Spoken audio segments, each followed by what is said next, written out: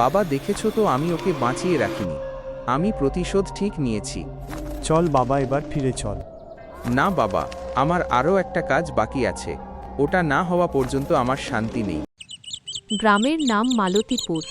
গ্রামটা আর 4-5টা গ্রামের মতোই সুন্দর। গ্রামের উত্তরে বিনয়ের বাড়ি। ছোট্ট একটা মাটির কুঁড়ে ঘর। বিনয় পেশায় একজন গরুর গাড়ি চালক।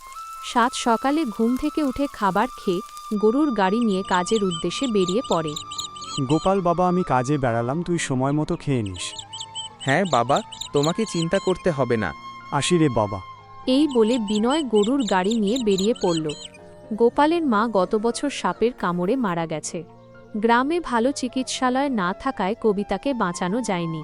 তখন থেকেই গোপাল প্রতিজ্ঞা করেছিল, সে ভালোভাবে পড়াশোনা করে বড় ডাক্তার হবে আর গ্রামের লোকের চিকিৎসা করবে। নিজের পড়াশোনার খরচা সে নিজেই জোগাড় করে নিতে চায়, তাই সে প্রতি সকালে বাড়ি বাড়ি দুধ দিয়ে আসে। ওই মালতীপুর গ্রামের বাজারে রয়েছে রতন চৌধুরীর এক মস্ত চালের গোডাউন। রতন চৌধুরী ওই গ্রামের একমাত্র মহাজন। গ্রামের সবাই তাকে মান্যি গণ্যি করে, কিন্তু সেটা সম্মান বা শ্রদ্ধা জানিয়ে নয়, বরং ভয়েতে। কি রাতুল মাঝি, শুনলাম তুমি নাকি এখন পাশের গ্রাম থেকে চাল নিতে শুরু করেছ? আগে রতনবাবু ওখানে থেকে চালটা আনলে অনেক কমে পাই, তাই খরিদ্দারকেও ন্যায্য দামে চাল দিতে পারি। আমার চালের গোডাউন ছেড়ে তুমি অন্য গ্রাম থেকে চাল নিচ্ছ, এটা তো আমি মোটেও সহ্য করব না না রাতুল মাঝি। এরপর যদি একটু এদিক ওদিক হয়েছে তো বুঝতে পারছো তো কি হবে তোমার। হ্যাঁ বাবু, আমার ভুল হয়ে গেছে, এরম আর কখনো হবে না। আমার নাম রতন চৌধুরী, কথাটা যেন মাথায় থাকে। যাও এখন। আজ্ঞে বাবু। রতন এভাবে ভয় দেখিয়ে সব দোকানদারদের দাপিয়ে রেখেছে। কারুর কিছুই বলার জোর নেই, কারণ নিজের জীবন সবার কাছে দামি। তাছাড়াও পুলিশ, গ্রামের প্রধান সবাইকে টাকা খাবিয়ে রাখে রতন চৌধুরী। তখন ওখানে একটা কম বয়সী ছেলে এসে হাজির হলো। কিরে, টাকা দিল? দেবে না মানে যন্ত্র দেখাতেই সব টাকা বের করে দিল। পরের দিন বিনয় রতনের দোকানে চাল নিয়ে গরুর গাড়িতে ভরছিল। বাবু, বস্তাগুলো গাড়িতে তুলে দিয়েছি। শোন, এগুলো বিমলের দোকানে দিয়ে আসবি আর আগের বারের টাকাগুলো চেয়ে আনবি। যা এবার। কিরে দাঁড়িয়ে রইলি যে, কথা কি কানে যাচ্ছে না? বাবু, আমার গতবারের ভ্যানের টাকা আর এখন ধরে মোট 70 টাকা হয়েছে, ওটা যদি দিয়ে দিতেন। হ্যাঁ, দিয়ায় পেয়ে যাবি। কত বড় সাহস হয়েছে তোমার কাছে টাকা চাইছে? তাই তো দেখছি, এর ব্যবস্থা পরে করব। চালের বস্তা নিয়ে বিনয় এদিকেই আসছে মনে হচ্ছে। বিমল বাবু, তোমার জন্য রতন মশাই চাল পাঠিয়েছে। এ কি ঝামেলায় পড়লাম বলো দেখি। আগের কয়েক বস্তা চাল এখনো পড়ে আছে। এত দামে চাল নিয়ে বিক্রিও করতে পারছি না, আবার বারণ ও করতে পারছি না। বাবু আমাকে আগের চালের টাকা আর এবারের টাকা নিয়ে যেতে বলেছে। বিনয়, তুমি গিয়ে বলে দাও আমি এখন কোনোভাবেই টাকা দিতে পারবো না। বিনয় কিছু না বলেই বস্তা দোকানের সামনে রেখে চলে যায়। বাবু, বিমল এখন টাকা দেবে না বলেছে। কি টাকা দেবে না বলল? এটা জানার পরও যে আমি টাকা দিতে বলেছি। তুমি এখন যাও বিনয়, পরে আসবে, তোমার সাথে আমার দরকার আছে। মতি, রানা, চল আমার সাথে। টাকা আবার দেবে না?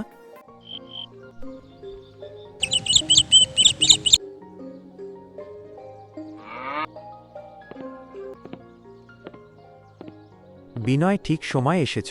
যে কথাটা বলবো বলেছিলাম। ভেবেছি আর একটা চালের গোডাউন খুলব।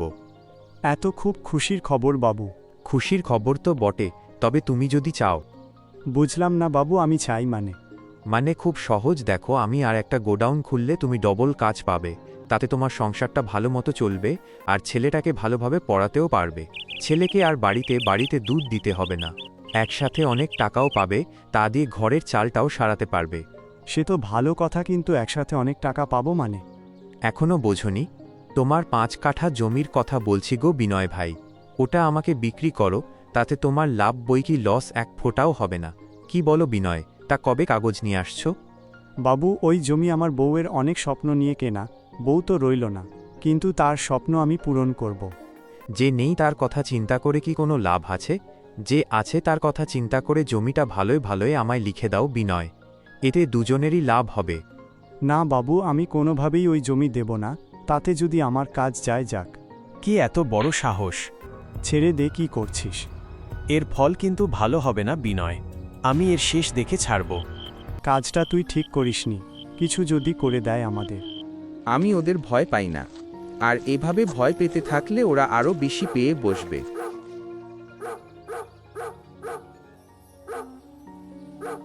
বাইরে হঠাৎ এত কুকুর ডাকছে কেন? দেখি শিয়াল এলো কি। বাবা তুমি দাঁড়াও, আমি দেখছি। সেই গেল, এখনো কেন আসছে না? গোপাল গোপাল বাবা তুমি কোথায়? কোনো বিপদ হলো না তো? কোথাও নেই, কোথায় গেল? রামু ও রামু। কি হলো এত রাতে, কিছু কি হয়েছে? গোপাল এসেছে নাকি? না তো, কেন? 2 ঘন্টা আগে কুকুর ডাকতে বেরিয়ে এলো, এখনো বাড়ি আসেনি। কি হলো চলো দেখি, খুঁজি। তুমি ঘরে যাও বিনয়দা, আমি কজনকে নিয়ে জঙ্গলের দিকে গিয়ে দেখি। আমিও যাব। গোপাল গোপাল বাবা তুই কোথায়? নদীর ধারে কি একটা পরে রয়েছে? চলো ওদিকে। এত আমাদের গোপাল গো বিনয়দা। হায় হায়, এ কি সর্বনাশ হলো আমার! আমি বুঝে গেছি কে করেছে। ওই রতন, হ্যাঁ ওই রতন আমার ছেলেকে আমার থেকে কাড়িয়ে নিয়েছে। আমি ওদের ছাড়ব না, কারুকে ছাড়ব না। শান্ত হও, নিজেকে সামলাও। ওরা নিজের স্বার্থের জন্য সব করতে পারে, পুলিশদেরও টাকা দিয়ে কিনে রেখেছে। এত কাঁচা কাজ তোরা করলি কি করে? তোদের শুধু ধরে আনতে বলেছিলাম, আর তোরা মেরে দিলি। আরে ধরেই আনতে চেয়েছিলাম, কিন্তু ছেলেটার বাড়াবাড়ি করছিল যে আর কোনো উপায় পায়নি। নদীতে ভাসিয়ে না দিয়ে এসে তোরা ওখানেই ফেলে চলে এলি। ওরা যদি জানতে পারে এটা তোর কাজ, আমাদের ব্যবসা আর চলবে? সব লাটে উঠবে। এই রতন বাইরে আয়, কি মনে করেছিস আমার গোপালকে আমার থেকে কাড়িয়ে নিয়ে শান্তিতে ঘুম দিবি? এত দেখছি আমাদের সবকিছু শেষ করে দেবে। একেও এর ছেলের কাছে পাঠিয়ে দে। আরে শক্ত করে ধর, ঘরে নিয়ে চল আগে, তারপরের ব্যবস্থা করব। এই ছাড় ছাড় আমায়, তোদের আমি ছাড়ব না। তোকে ছেড়ে দেই আর তুই আমাদের সর্বনাশ করিস। তোকে তোর ছেলের কাছে পাঠানোর ব্যবস্থা করছি রে। ছাড় আমায়, কি করছিস? ছাড় আমায়। একে পাশের কুয়ায় ফেলে আয়। আজ খাওয়াটা বেশ জোর হয়ে গেছে, চল বাড়ি যাই। হ্যাঁ হ্যাঁ চল, অনেক রাত হলো। মতি একা যেতে পারবি তো? আমার চিন্তা করছে। আমার এক কথায় বাঘে গরুতে এক ঘাটে জল খায়, আর আমার চিন্তা করছে। ঠিক আছে তবে যা। ঘরে গিয়ে ঘুম দেব কাল আবার। কে ওখানে বসে আছে? কে ভাই তুই একা এখানে বসে আছিস? চল যা। কিরে তবুও বসে আছিস? আমার কথা কি শুনতে পাচ্ছিস না? তুই কে? চিনতে পারছিস না? ভুলে গেলি এত তাড়াতাড়ি? চলে যা এখান থেকে। চলে যাওয়ার জন্য তো আসিনি, তোকে নিয়ে যেতে এসেছি। বাঁচাও বাঁচাও, কে আছো? বাঁচাও আমায়। কর চিৎকার, আরো কর, কেউ তোকে সাহায্য করবে না, কেউ না। অনেক হয়েছে আর না, আর আমি তোকে বাঁচতে দেব না। তোর সময় শেষ। আমাকে মেরে হয়নি, আমার বাবাকেও ছাড়লি না তোরা। তোদের বংশ নির্বংশ করে দেব। ছেড়ে দে আমায়, আর কখনো এমন করব না। কারুর জমি আমি নেব না। আমিও বলেছিলাম জমি তোরা নিয়ে নে, আমাকে ছেড়ে দে, কিন্তু তোরা আমার জীবনটা নিয়ে নিলি। তোকে তো ছাড়বই না। আর জমির কথা বলছিস, বেঁচে থাকলে তো নিবি। আমার সাথে যেটা হয়েছে সেটা আমি আর কারোর সাথে হতে দেব না।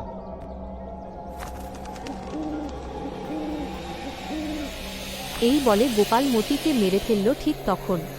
বাবা দেখেছো তো, আমি ওকে বাঁচিয়ে রাখিনি। আমি প্রতিশোধ ঠিক নিয়েছি। চল বাবা, এবার ফিরে চল। না বাবা, আমার আরও একটা কাজ বাকি আছে। ওটা না হওয়া পর্যন্ত আমার শান্তি নেই। তুমি ফিরে যাও বাবা, মায়ের কাছে। আমি আমার কাজটা সেরেই চলে যাব। এই বলে দুজন অদৃশ্য হয়ে যায়, আর মতির মৃতদেহটা ওভাবেই পড়ে থাকে জঙ্গলের মাঝখানে। হায় হায়, আমি জমির লোভে আমার ছেলেকে হারালাম।